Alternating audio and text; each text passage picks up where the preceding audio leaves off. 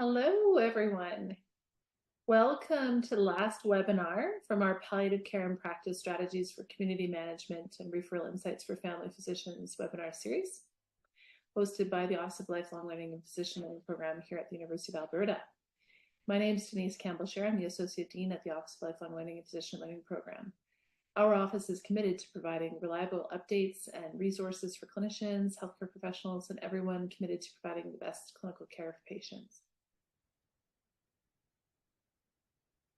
I know people are slowly joining, but we're going to just keep going just because we've got a lot to get through in the next hour. So at lunch, I'm sure people will come, but everyone will have a copy of the recording. So I'd just like to acknowledge that the University of Alberta, its buildings, labs, and research stations are primarily located on the territory of the Nihau, the Niitsitapi, the Nakota, Métis, Dene, Haudenosaunee, and Anishinaabe people, and the lands are now known as parts of Treaties 6, 7, 8 and the homeland of the Métis. University of Alberta respects the sovereignty, lands, histories, languages, knowledge systems, cultures of all First Nations, Métis, and Inuit nations. I myself am a colonial settler here to this area in 2009, originally from Nova Scotia. And just we wanted to highlight just the link here on the page, which is the CMA's Apology to Indigenous Peoples. If you haven't had a chance to have a look at it, it's really powerful and important, and highlights all the work we have to do together for reconciliation and to make a better future. So in terms of some housekeeping for our webinars, this might be familiar to some of you who've joined us before, but I'm just going to recap. If you have questions about technical difficulties, programs, or services, please use the chat feature of the Zoom on the bottom of your screen. And for questions for our speakers, Allison and Sarah Britt McLeod is here for the panel as well. Please use the Q&A feature of the webinar on the bottom of the page. Please review what has been already asked and upvote questions you'd really like to have answers.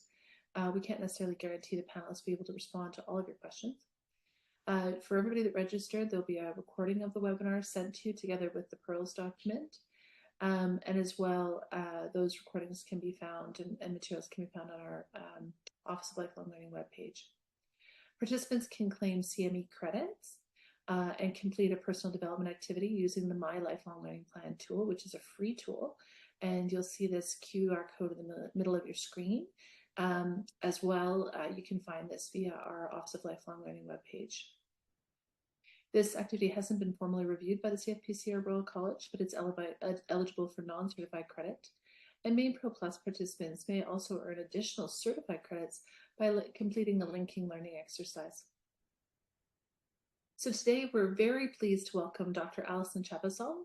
Allison will share with us some information about common palliative care urgencies and emergencies. She'll discuss the prevalence, presentation, and management of these, including spinal cord compression, massive hemorrhage, seizures, superior vena cava syndrome, and hypercalcemia of malignancy. Allison completed her Doctor of Medicine and Family Medicine residency training at Dalhousie University in her home province of Nova Scotia. And after working as a family physician for several years, she returned to residency to complete the enhanced skills palliative care training through the University of Alberta. She's passionate about whole person quality of life focused medicine and enjoys sharing this passion with others. She currently serves as the program director for Enhanced Skills Program through the Department of Family Medicine. Clinically, she works in the Department of Symptom Control and Palliative Care at the Cross Cancer Institute. So thank you so much, everyone, for joining us, and welcome to our webinar. So Allison, I'm going to hand it over to you. Perfect. Thank you so much, Denise. I'll just share my screen here. I think even though we practiced it, I maybe managed to screw it up still. So I'll just get you to confirm that it's not the presenter view, Denise. We can see it perfectly, Allison. Okay, that's great. So thanks again. It's really my great pleasure to be here today with the shared goal of enhancing knowledge related to the care of our patients with life-limiting illnesses. And as Sarah and Ingrid both mentioned in previous weeks, we're really so grateful for all of the primary palliative care that you provide to your patients on a daily basis. So really thank you for that. You're doing a great job.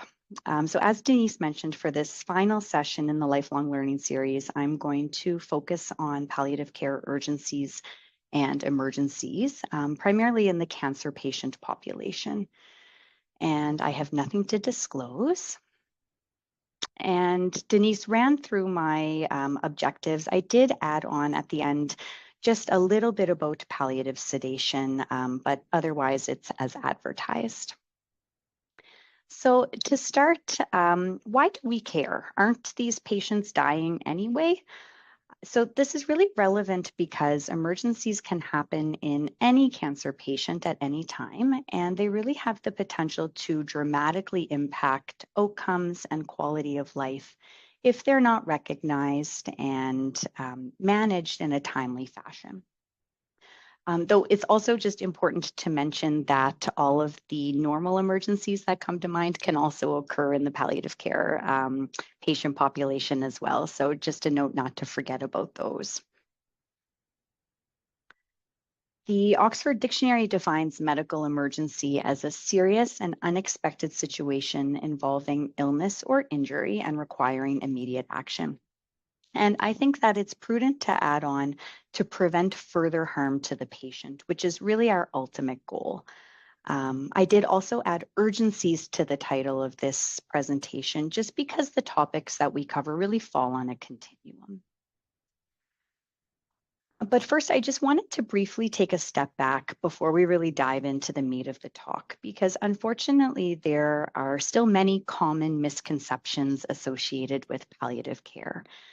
So that palliative care is, only end of life care, that it's for when nothing else can be done, that it's only for people with cancer or for people with C-level or comfort focused goals of care, that it only happens in hospice, and that it isn't real medicine. And actually, none of these are true. So the WHO defines palliative care as an approach that improves the quality of life of patients and their families who are facing problems associated with life-threatening illness. It prevents and relieves suffering through early identification, correct assessment and treatment of pain and other problems, whether physical, psychosocial, or spiritual. I think the key points here are that this is an approach to care that focuses on quality of life and the prevention and relief of suffering by really addressing all aspects of the person and their illness journey. And because it's an approach to care, it can be provided by anyone during any clinical encounter. So people often think that palliative care is about dying, but it's really about helping people live until they die.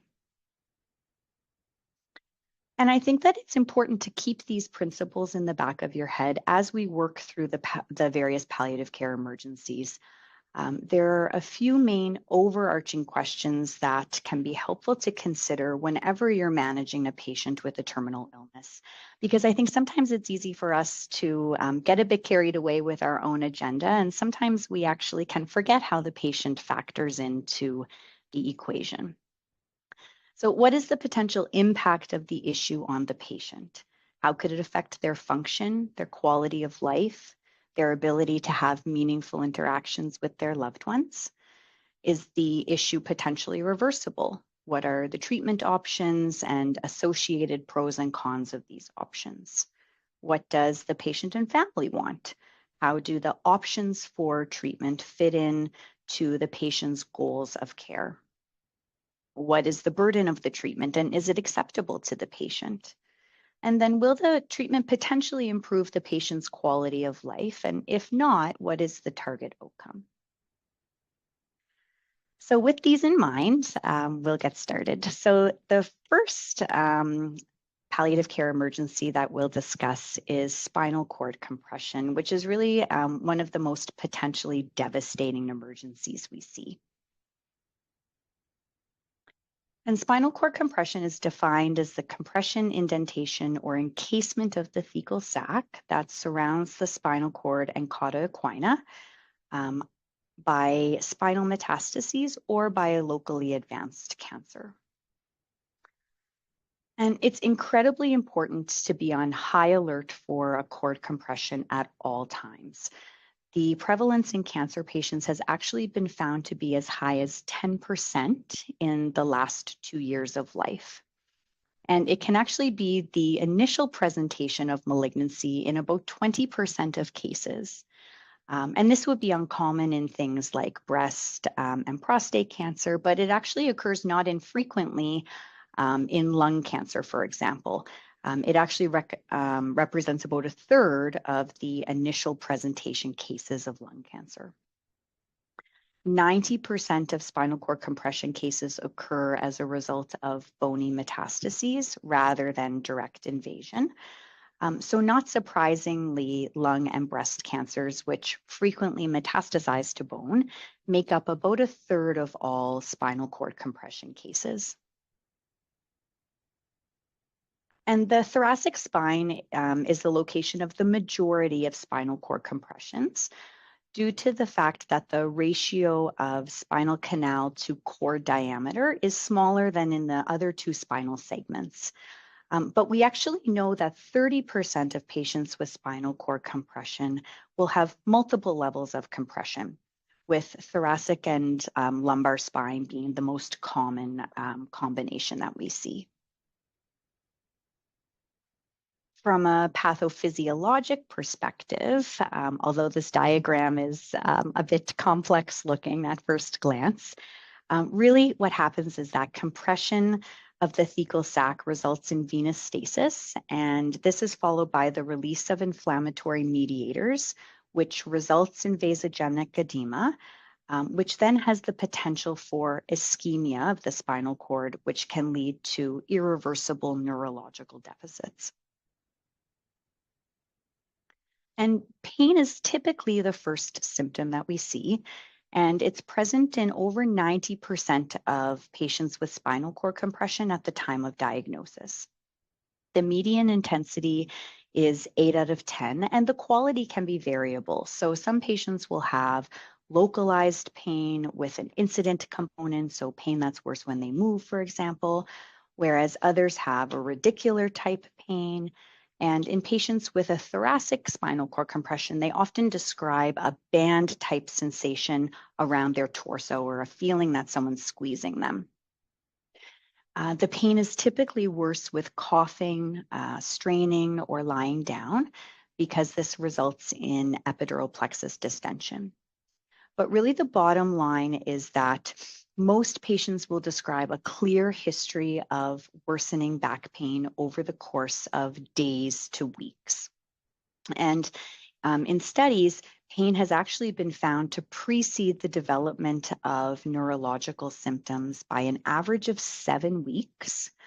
But at the time of diagnosis, half to 3/4 of patients will already have some type of neurologic manifestation, which is a pretty alarming statistic, and I think really does illustrate the importance of being on high alert at all times.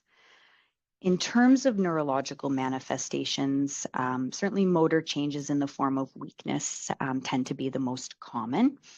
And this may affect the patient's ability to mobilize. So some patients will even describe this need of all of a sudden they are required to use a mobility aid when they previously didn't need to, or they're having difficulty managing stairs, for example. For sensory changes, patients may describe an ascending paresthesia or numbness, or it may only be picked up on sensory exam, which I've certainly seen in my own practice and I would say is fairly common. If there happens to be a sensory level present, it's typically 1 to 5 levels below the level of the actual spinal cord compression. And then bowel and bladder changes, which we typically think of with cauda equina, are really a late finding, but are unfortunately also relatively common at the time of diagnosis. And urinary retention would be what we see most commonly. But I think really the biggest takeaway is that any change in functional capacity in the setting of back pain should really raise your suspicion of a spinal cord compression. And careful history and physical exam is really crucial. And then what we want to evaluate for spinal cord compression is ideally a whole spine MRI to assess for multiple levels of compression. Because again, we know that about 30% of patients will actually have a cord compression at more than one level. In terms of prognosis, pre-treatment neurological function is the most important predictor of post-treatment neurological function. We know that only 35% of patients who are paraparetic, which means that they have partial loss of motor function or they have weakness, at the time of a cord compression will regain their ability to walk. And less than 10% of patients who are paraplegic at the time of diagnosis will regain their ability to walk. So there's a lot on the line here. And the management goals really focus on relieving pain and trying to maintain this neurologic function. So if you're suspicious of a malignant spinal cord compression, corticosteroids should be started immediately. And the thought is that they decrease vasogenic edema and help prevent that cord ischemia that we saw in the earlier diagram. The optimal dose is debatable. It's not yet been established, but I would say most commonly we see dexamethasone 8 milligrams twice daily in the setting of a cord compression. And I'll often give a stat dose of 8 milligrams while I'm waiting for the MRI results. And then steroids should, of course, be weaned after the patient receives treatment for their cord compression, or if there's no cord compression identified on MRI, then they should be discontinued altogether. A radiotherapy is the first choice intervention for spinal cord compression, and it's typically administered in 5 to 10 daily fractions or treatments. So in very, very sick patients where the main focus is pain control, occasionally they will administer a single fraction. Initially, patients may have a worsening of their symptoms, but the steroid can be helpful in managing this. And often there's improvement that can be seen even within a few days of treatment, though the maximum effect of radiotherapy can take several weeks. The aim of surgical intervention for spinal cord compression is to decompress the spinal cord and stabilize the spinal column. And it may be a suitable option if there is an unstable spine. So for example, if there's like a retropulsed bony fragment identified on imaging. If you have a known radioresistant tumor, so a tumor that wouldn't normally respond to radiotherapy, something like melanoma. If there's been progression despite radiotherapy treatment or recurrence at a site that's previously been treated with radiotherapy, or sometimes if they need a tissue diagnosis. But for many of our palliative care patients, their functional status and prognosis really may not make them a suitable surgical candidate. And then I did just also want to mention that there are several publications looking at the role of both surgery and radiotherapy combined, and they found that patients treated with surgical intervention followed by radiotherapy retained the ability to walk longer, regained the ability to walk more often, maintained continence and functional status longer, and required lower doses of steroids and opioids compared to patients who received just radiotherapy alone. But again, that being said, just as I previously mentioned, that many of the patients we see in our palliative care practice really are just poor surgical candidates. So before we move on to the next topic, I just wanted to share some practical pearls, and I will do this for each of the topics that we discuss. And hopefully it just gives you a little bit of support kind of in your day-to-day practice if you come across this and end up needing to manage it. So if you see a patient and you're worried about spinal cord compression, how do you get an MRI?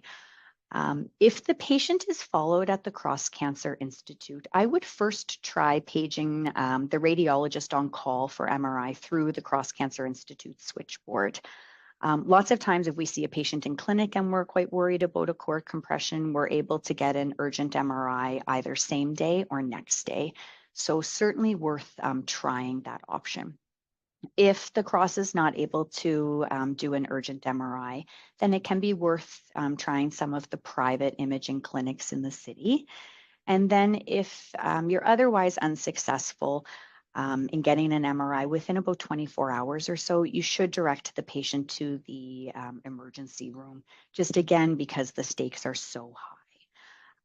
Certainly now with Connect Care, things are a little bit more streamlined, but I'll still often send the patient to the emergency department with kind of a summary letter that they could give to triage. And occasionally we may also call over just to give them a heads up. If you have successfully gotten an urgent MRI and you get called by the radiologist that there is a spinal cord compression, the next step would be to arrange for urgent radiotherapy. And this can be done by contacting radiation oncology on call, again, through the Cross Cancer Institute switchboard. And spinal cord compression is actually one of the conditions where they'll often do radiotherapy treatments through the weekend, again, just because the stakes are so high. So next, we're going to move on to massive hemorrhage, which is fortunately a relatively rare occurrence. It has a documented prevalence of less than 2% in the palliative care setting. However, it can be extremely distressing to patients, to families, and to their caregivers. So it is still important to be informed. Massive hemorrhage is defined as a major arterial bleed that results in the loss of liters of blood within a matter of minutes. And it may occur either as the result of direct invasion of a major vessel or due to a widespread coagulopathy. So that might be either secondary to treatment. So for example, a thrombocytopenia as a result of chemotherapy, or as a consequence of the disease process itself. So for example, impaired clotting factor production secondary to widespread hepatic involvement. And in terms of management, it's really important first to identify patients who are at risk of massive hemorrhage. So those are patients with ulcerating neck masses, tumor deposits near major vessels, patients who have ongoing low-grade bleeding, and patients with an underlying coagulopathy. Any anticoagulants and antiplatelet agents should be discontinued, and loved ones and staff should be sensitively informed if the risk is real. And then dark towels should be on hand to minimize the visual impact of blood in the event that a massive hemorrhage does actually occur. From a pharmacologic perspective, we often have pre-filled midazolam ready for rapid administration if required. And as you may know, midazolam is a short-acting benzodiazepine. It has an onset of action of about 5 minutes, and it has sedative, anxiolytic, and amnestic effects. And a standard dose that we would use would be 5 milligrams parenterally. But practically speaking, because the event actually occurs so rapidly, the sedation actually provides very little benefit other than giving loved ones and healthcare providers, and I guess the patient themselves, the reassurance that they do have a tool that could be used if needed, which can help lessen that sense of anxiety and helplessness. In terms of prevention of a major bleed, the treatment really needs to be individualized, and it does depend on several factors, including the underlying cause of the bleeding, the likelihood of reversing or controlling this, and the burden to benefit ratio of the treatment. And really this all in the context of the patient's overall disease burden, their life expectancy, and their goals of care.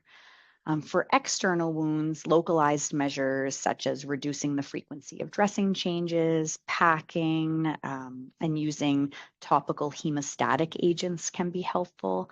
And then there's also a variety of interventional options that can be considered depending on the etiology of the bleed.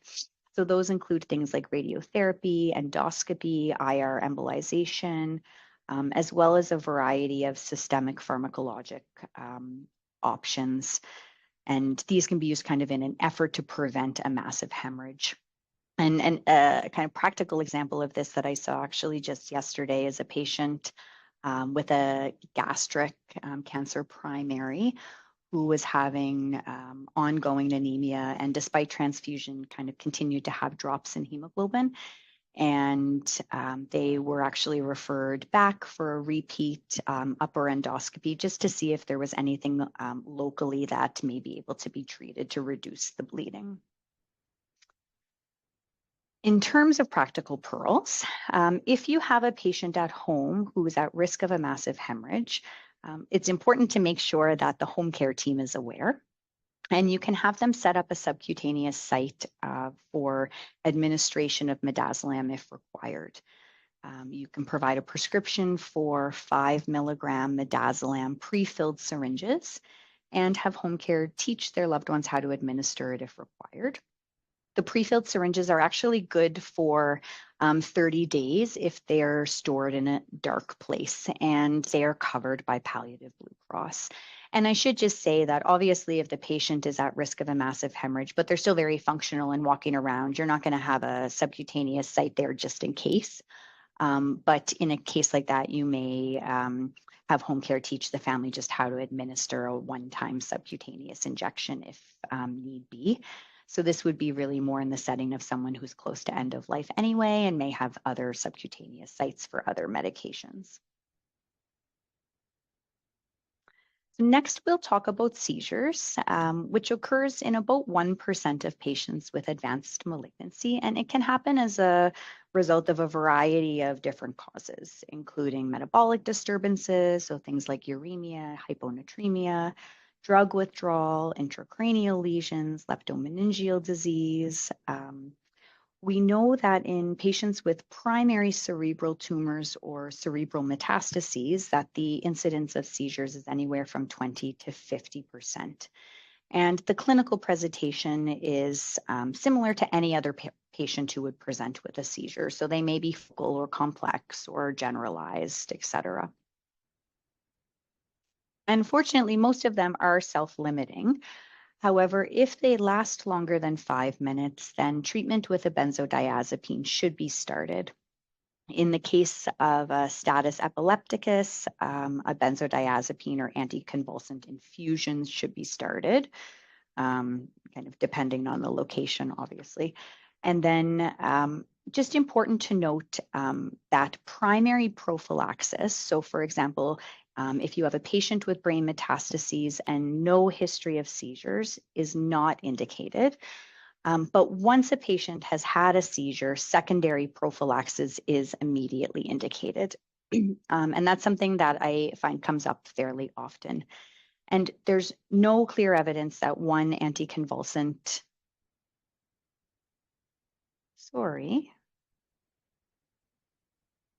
is superior to another. So you may take into consideration, mode of administration. Are there potential drug interactions, for example, with chemotherapy, when you're making a decision.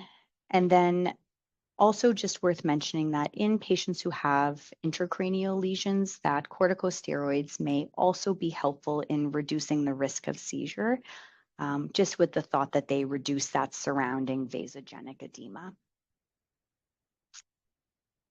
So practical pearls. So most patients will present to hospital when they have their first seizure, and they'll be then started on an oral anticonvulsant. So you would be much less likely to see that in your day-to-day clinical practice. But if you have a patient who's on an anticonvulsant and they're no longer able to swallow, the way to manage that would be to switch to an injectable option. We typically use phenobarbital in clinical practice. It can be administered subcutaneously. And the anticonvulsant should be continued until the end of life, even if the goals of care designation is comfort, just because it's uncomfortable to have a seizure. Next, we will move on to superior vena cava syndrome. And this was once considered a palliative care emergency, but again, on that continuum is kind of now more considered an urgency, just because it's really generally not considered life-threatening unless there's associated airway obstruction or there's cerebral edema. So SVC syndrome occurs as a result of extrinsic compression, direct invasion, or intraluminal occlusion of the SVC. In the case of external causes or extrinsic causes, the signs and symptoms will actually often develop gradually because there's time for the development of collateral blood flow to kind of offset that. Whereas with interluminal occlusion, there's often the development of severe symptoms fairly rapidly. Most cases in adults are associated with a malignancy, with carcinoma of the lung being by far the most common. So it represents anywhere from 50 to 70% of SVC syndrome cases. But also worth noting that lymphoma is another very common malignant cause. The most common symptom is dyspnea, but patients may also complain of facial swelling, a feeling of head fullness or headache. They may have cough or dysphagia, dizziness, and their symptoms typically worsen with leaning forward. On exam, they may have edema of the face or arm. There may be also venous distension in the neck, in the thoracic vein, even in peripheral veins of the hand. And then chest x-ray is often just the initial investigation because it can be used to rule out other causes. But interestingly, it's often abnormal. So on a plain film of the chest in patients with SVC syndrome, 64% will have widening of the mediastinum. 26% will actually have a pleural effusion. 12% will have evidence of a right hilar mass. And then 16% will have a normal x-ray. But of course, the gold standard for evaluation is an enhanced CT of the chest. And then all patients should receive symptomatic management of any dyspnea or pain, as well as positioning with the head of the bed elevated, just to help decrease the hydrostatic pressure in the head and neck. Steroids are often used while awaiting more definitive treatment, though the evidence for using them in this situation is actually mixed. And it may be tempting to use diuretics to try to decrease the edema, but really they should be avoided since they can decrease preload and then negatively impact cardiac output. Then the primary treatment for malignant SVC syndrome is radiotherapy. And 75% of patients will have symptomatic improvement within 3 to 4 days of treatment. In chemosensitive malignancies, such as small cell carcinoma of the lung and lymphoma, chemotherapy may be offered as the first line treatment, and patients can actually expect to see improvement as quickly as 7 to 10 days. And then finally, worth mentioning that endovascular stenting may be considered if there's really severe or symptoms or the case is very urgent, since symptom improvement can be seen within 24 hours of the intervention. But practically speaking, I've actually not ever seen it done in clinical practice. And then finally, if there is evidence of a thrombus, anticoagulation may be started in the absence of any other contraindications. And for practical pearls, so of course, if there's any evidence of airway compromise, you want to send the patient immediately to the emergency room. Otherwise, if you've identified an SVC syndrome on imaging, again, you would contact radiation oncology on call through the Cross Cancer Institute switchboard. And if there was a thrombus present, I'm not sure that I've actually ever had this exact situation in my practice, but I would probably call hematology on call for guidance. And then, as I normally do in the setting of a clot with cancer, I would put in a referral to the cancer-associated thrombosis clinic or the CAT clinic, and then they would arrange to follow up. And then next, we'll move on to hypercalcemia of malignancy, which is defined as a serum or corrected calcium of greater than 2.6 millimole per liter. And is generally divided into mild, moderate, and severe based on level. But depending on where you look, it's kind of categorized in different ways. So there's some discrepancies in the range. I kind of generally think of mild as 2.6 to 3, moderate 3 to 3.5, and then severe is greater than 3.5. But again, when you look it up, there's kind of different ranges depending on the resource. It occurs in about 10 to 50% of patients with advanced malignancy, and it's really an indicator of a poor prognosis. It's most commonly seen in multiple myeloma, in squamous cell carcinomas, as well as in breast and renal cell carcinoma. And in patients who have been treated for hypercalcemia, can actually recur about 40% of the time.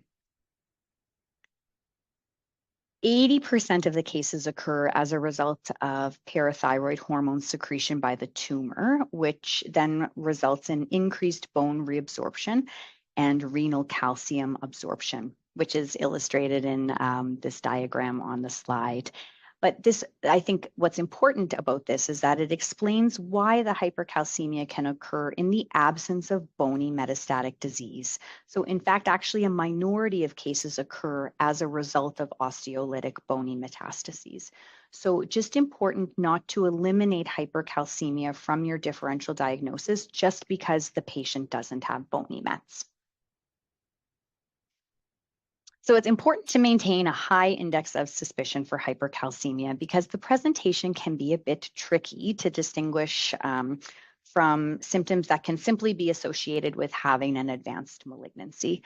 So you may remember back from medical school learning groans, moans, stones, and psychiatric overtones. When you were maybe studying your electrolyte disturbances. So patients with hypercalcemia typically present in a delirium with fatigue, dehydration, nausea, decreased appetite, polyuria, polydipsia, and constipation. And the severity of the symptoms really depends on the level of the calcium and the speed at which the level rises. Delirium workup will reveal an elevated serum calcium. And in our patients especially, it is crucial to correct for albumin, which is almost always low, since we want to ensure that we account for that non-protein bound calcium as well. And if you can't remember the equation, which I certainly cannot, that's very much like a med student, med school exam question. There are many med calcs that can do it for you, so that's what I use. Just really important to remember that if you're ordering a calcium, you should order an albumin too. And then ideally, management focuses on treatment of the underlying cause while considering the patient's functional status, goals of care, and life expectancy. But unfortunately, for many of our palliative care patients, malignancy is often the underlying cause, and treatment of their disease may no longer actually be an option. So supportive management is guided by the severity of the elevation as well as the patient's symptoms. If the patient is mildly hypercalcemic and not symptomatic, it would be prudent to monitor closely, consider giving a bit of hydration. If symptoms are present, the patient should receive fluids either through IV or crisis through home care. And then you can recheck the serum calcium in 24 to 48 hours, at which point, if it remains elevated, then you could proceed with pharmacologic treatment with bisphosphonate. And so the bisphosphonate acts by interfering with that osteoclast breakdown activity. Typically, the serum calcium will decrease by about 0.25 millimoles per liter for every liter of fluid you give the patient. And on average, patients with hypercalcemia are 4 liters behind in their overall fluid balance. For moderate to severe hypercalcemia, patients will still require hydration, but treatment with a bisphosphonate should start immediately as long as their renal labs are okay. So basically, as long as the creatinine is less than 400 and GFR is greater than 10, you should go ahead with administration of a bisphosphonate. And after it's been administered, blood work should be rechecked in about 3 to 4 days, which is the typical action of onset. Or sorry, onset of action of the bisphosphonate. So if you check it sooner than that, it may still be elevated and you won't actually see the effect of the bisphosphonate. And then otherwise, patients should be encouraged to mobilize, which helps slow down the loss of skeletal calcium. But this might be difficult if their overall disease burden is quite high and if they're in a bit of a delirium as a result of their elevated calcium. So it might not be that practical. Worth noting that low calcium diets are unpalatable and they're fairly impractical, so they're generally not recommended. If they happen to be taking calcium and vitamin D, then it's reasonable to discontinue them. And it's worthwhile considering the role of other medications like thiazide diuretics, for example, that may be contributing to the elevated calcium. Calcitonin could be considered if a rapid reduction in calcium is desired. So if there are very severe symptoms, and it acts within hours, but the duration of action is only days. So administration of a bisphosphonate would still ultimately be required. And it is just worth noting too with calcitonin that in the setting of hypercalcemia, it is administered subcutaneously. So intranasal calcitonin is not effective in the setting of hypercalcemia. And then we may also use it in the setting of that severe renal impairment where a bisphosphonate would be contraindicated. But again, it would need to be dosed regularly in that setting just because of its short duration of action. So typically it would be dosed 2 to 3 times a day in someone with severe renal impairment who wouldn't be able to receive a bisphosphonate. Unfortunately, many of the cases of hypercalcemia we see are resistant to treatment, which means that there's either no response to the bisphosphonate or a very short-lived response. And in these cases, we may try zoledronic acid just because it's more potent than the other bisphosphonates. So kind of as a last-ditch effort to see if we might be able to bring the calcium down. So in terms of accessing bisphosphonates in the community, I did really want to include this because it can be a bit tricky and we actually experience this not infrequently. So I guess just also worth noting, if you're not able to arrange bisphosphonate in the community, then you should send the patient to the emergency room if they're symptomatic so that they can have the infusion there. But really the two main routes in the community are the mobile integrated healthcare team, which is a team of community paramedics who can administer IV medication in the home, and they have other roles as well. So I've just included their number here for reference. And then the other option would be a private infusion clinic, such as the K Edmonton IV clinic or the Cancer Care Infusion Clinic or other infusion clinics in the city. But in both of these circumstances, the patient will be required to actually pick up the bisphosphonate. Pamidronate is covered by most plans, including Seniors Blue Cross and Palliative Blue Cross. Whereas zoledronic acid, if you need to access it, typically requires special authorization, usually stating that they've failed other bisphosphonates. And then in terms of dosing, I would say we typically do pamidronate 90 milligrams in 500 mils of normal saline, and that's given IV over 2 to 4 hours. If there's mild renal impairment, you may choose to go with a lower dose like 60 milligrams. And then zoledronic acid is 4 milligrams in 50 mils of normal saline, and that's given over a shorter period of time, so 15 to 30 minutes.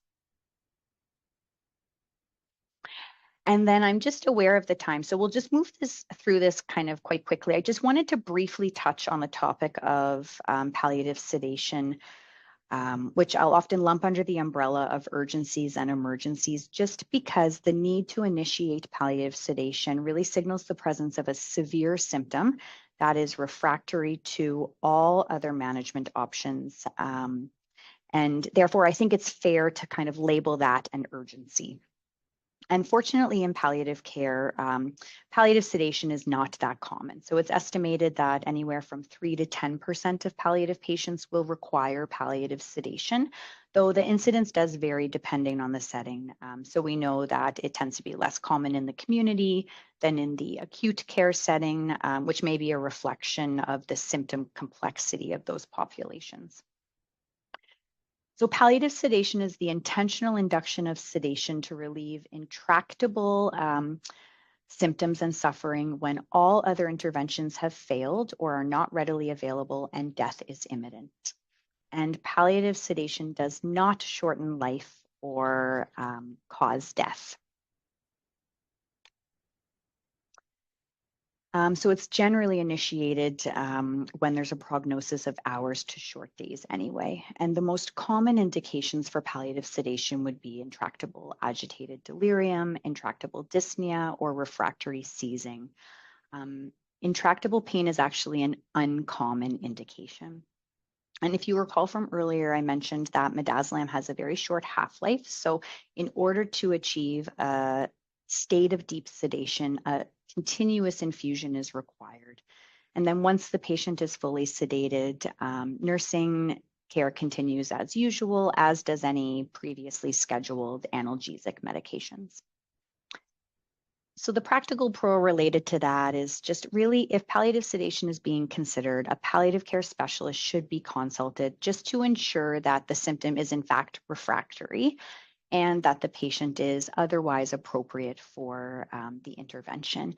And there is always someone on call for our zone. So if there's any questions or concerns at all, we're always happy to hear from you. So I think really just in summary, I just want to remind you that palliative care emergencies do exist, that they're not always entirely uncommon. So in the circumstance of spinal cord compression, for example, and that if they are missed or they're not treated appropriately or in a timely fashion, they really do have the potential to dramatically impact patients' quality of life. Which is our number one focus in palliative care. So I would just encourage you in your own patient population to be vigilant. And that is all for me. Wonderful. Thank you so much, Allison. This was tremendous. I'm sure all the participants would agree. I think it was just extremely well presented, very clear. And so, folks, we have an opportunity here for some questions. So, Sarah and Allison are here both, and so questions about the items today, or anything about the whole series. You know, if you went away from one of the previous sessions and had questions, feel free to bring them forward, and don't be shy. So, I have probably a really basic question, and you're going to be like, okay, Denise, you need to do remedial palliative care series. And so one of the things you said that caught me, Allison, was, you know, you made the point in your initial comments about palliative care isn't always when people are at comfort care level. Um, but I wonder if you could expand on that a little bit, because um, in hospital currently, when that decision is coming up, there seems to be a big thing around, well, do they have a 3-month prognosis? And if they don't, then they might get sent to long-term care. And if they do, then they might go to palliative care. And then if they live more than 3 months, they might get sent out of palliative care. And just, you know, and then there was also the point raised in one of the other seminars about, yeah, we shouldn't talk to palliative care necessarily about pain. Um, can you help us unpack that a little bit around around the logistics of palliative care versus um, uh, the the sort of philosophy of primary care and how we might untangle that. Yeah, absolutely, Denise. You're right. It is a little bit messy for sure. And I think, in when different stakeholders, right, are focused on different things. And so, of course, they like to put numbers on things. So that does kind of get a bit tangled up into palliative care. But I really like to break it down in that palliative care is really about managing symptoms and helping maximize quality of life in any patient with a life-limiting illness. Though you're right that for something like hospice care, for example, ideally we do want to have patients who have a prognosis of 3 to 4 months of life remaining. But that doesn't mean that if you don't fall into that category, that you can't benefit from palliative care. So really, hospice certainly does have that timeline associated with it or attached with it. But hospice is just a location where palliative care is provided. So we can still see people who have, and I think probably I work in a location in the program, Sarah may agree, where we tend to see people who are much earlier on in their journey. So sometimes we actually see people with malignancies who may live for years of life, right? Even though they have an incurable malignancy. And so there's this kind of push now, particularly in the cancer care setting, to have early involvement of palliative care to help maximize that quality of life. And we are seeing people who may in fact live for years and technically have a palliative diagnosis. Sarah, I don't know if you have anything to add to that. Oh, very little to add. And thank you, Allison. And thanks for the question, Denise. I guess the only thing I'm thinking too is because, of course, Allison and I work in slightly different clinical settings, and where I am in acute care, actually 40% or more, almost 50% of our consults now are non-cancer related. And so again, prognostication can actually be fairly challenging in that setting. But, it doesn't preclude the palliative approach, as you say, right, Denise, even if they aren't necessarily candidates for that specific setting of care. So we try to really be as helpful as we can to our patients and families, as well as the other teams, and of course present options if they're available. But if not, work with whatever else we can. Awesome. Yeah, so we've got a few questions coming in. Just Carrie, so just for anyone who may have joined after the beginning, we always send everybody who registers for these a copy of the presentation. And in the last year or so, we've also had the innovation of a Pearls document, which summarizes some of the key points. So you don't have to sort of flip through things. And it's, I think, really helpful. And we're always working to try to improve that. So please have a look at it. There's many of them as well on our website. And please give feedback because what we're striving to do is make this as useful as possible for people who participate. So Hilda has a question. Her question is, could you please review again the most common cause of hypercalcemia? You said it's not osteolytic lesions. Yeah, so that is just gonna go. And do you want me to bring up the slide, Hilda? Would that be Sure. helpful as Yeah, well? that'd be great. Yeah, just let me scroll through here and I'll share my screen again.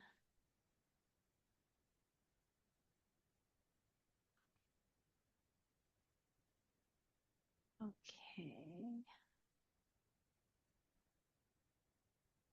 Oh, that's not. Yeah, I'll just go back. Didn't work out the way I wanted it to. Can you see that okay, Denise? Not yet. Oh, We just see you. okay.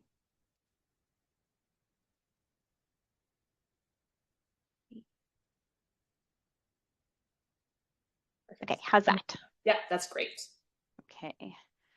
And then I'll go to the diagram as well. Yeah, so it's a fairly common misconception that hypercalcemia is mostly related to osteolytic skeletal metastases. But actually, what happens is that the tumor secretes this parathyroid hormone, and that actually results in bone reabsorption and renal calcium absorption. So that's in this diagram here. So that's actually what's driving the elevated calcium rather than just the bone. And I mean, certainly bone metastases can be part of it, but it's a minority. And I think the common misconception is that it's related to the fact that there are bone metastases when that's actually not necessarily the case.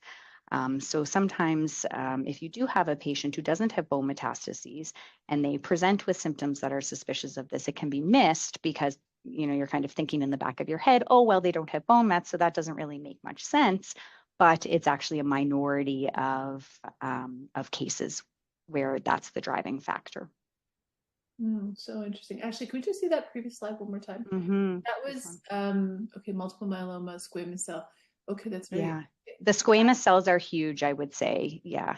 Yeah. Sarah's nodding her head too. Like whenever I even see squamous cell, if there's any symptom, I am suspicious of hypercalcemia.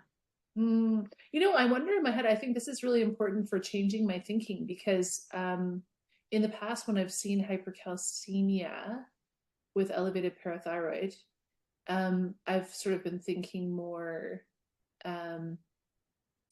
of endocrine causes rather than malignant causes if the SPEP was normal and UPEP was normal.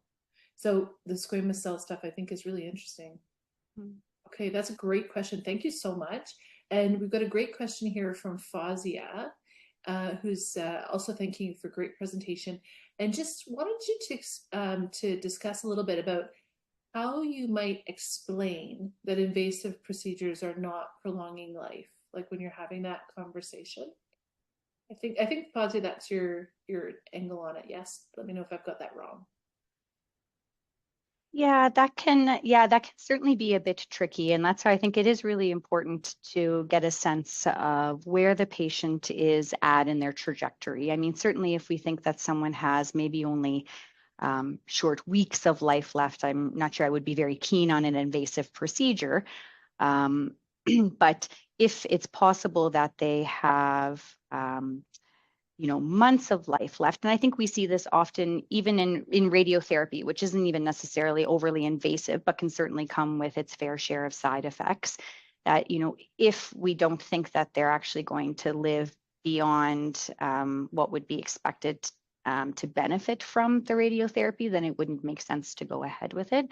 So I think really getting a sense of and feeling comfortable with where you think someone's at in their journey with their illness. And then really having a good understanding of, what are their goals? And if the goal really is comfort, everyone's, I guess, motivation to go through things is different and their tolerance for things is different. So for some people, they might say, oh, no, I wouldn't even want a CT scan. In the, when my goals of care are C level, whereas other people are very open to a CT scan, for example, if it may give us more information that would help make them more comfortable, if that makes sense. So I think it really depends on where the person is at in their trajectory and what's important to them and what they're kind of willing to tolerate and go through. We even Actually, have there's a little follow on here specifically from Fazia. So she put in for my patient getting blood she has a patient who's getting blood transfusions every 2 weeks for stage 4 prostate cancer with bone marrow invasion. And Fazia's perception is that this is prolonging his life. So that might have been a little bit of a different. Yeah, that would be a little bit different. And I guess if his goals of care are still M level goals of care, then the purpose of the transfusion would be to try to prolong his life and would be in line with a medical level goals of care. Whereas if someone was C level, for example, and going to have transfusions, I think what we really try to focus on is, do you feel better after you get that transfusion? And then if not, then that's actually not comfort-focused care, right? That's life-prolonging medical care. Mm-hmm. Not sure if that helps clarify things. Mm-hmm. That's great. And then Carrie has a question as a follow-up for the hypercalcemia treatment. So he says, if mild, less than 2.8, then fluids first. If no response after 24 to 48 hours, then add bisphosphonate. If moderately severe, greater than 2.8 plus or minus symptoms, give fluid and bisphosphonate right away, question mark. Or would you just give fluid work first and wait 24 to 48 hours before starting the bisphosphonate? I'd probably just go ahead with the bisphosphonate. And because it's so difficult to get, it may end up taking that long anyway, unfortunately. Okay. All right. And this is not a struggle that's just unique to the community. And actually here at the Cross, we even have trouble getting time and space and support for treatment of hypercalcemia. So it's just it's a bit of a struggle generally right now. Awesome. And Fazia said, yep, you answered the question. Thank you. So thank you so much, Fazia, for the great questions and everybody for participation. If I can ask, I just want to give a sincere thank you to Allison and to Sarah and Andrea, who's in the background, for all the great work in putting this series together. Thank you so much for all the education. And I would just ask folks, if you could please just scan the code and give us some feedback. You know, that we'd really be interested in stuff you might like to see in future palliative care webinars. We've already been brainstorming a little bit about that, or other things. Love some feedback as well on those Pearls documents. Just to, there was another question in the chat. Everyone will get the materials emailed to you if you registered for the session.